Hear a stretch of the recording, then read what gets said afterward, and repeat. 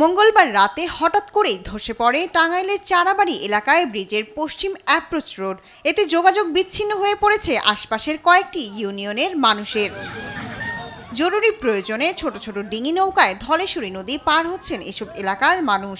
খুব কষ্ট হচ্ছে, একটা নৌকা যদি ডুবে যায়, বাচ্চা কাচ্চা থাকলে আমরা না সাঁতার পারলাম, বাচ্চা কাচ্চারা তো সাঁতার পারতে পারে না। এই বোঝা মাথায় না তো যাওয়া আসা খুবই কষ্ট।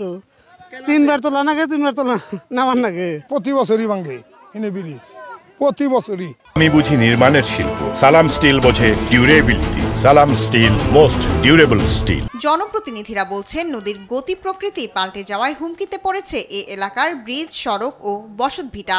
এখানে প্রতি বছরই এই রাস্তাটা কোনো না কোনো জায়গায় ভেঙে পড়ে। নদীর গতিপথ পরিবর্তন হওয়ার কারণে প্রায় 3-4 লক্ষ লোক এই রাস্তা দিয়ে চলাচল করে। তারা জীবনের ঝুঁকি নিয়ে এখানে ছোট নৌকায় পার হচ্ছে।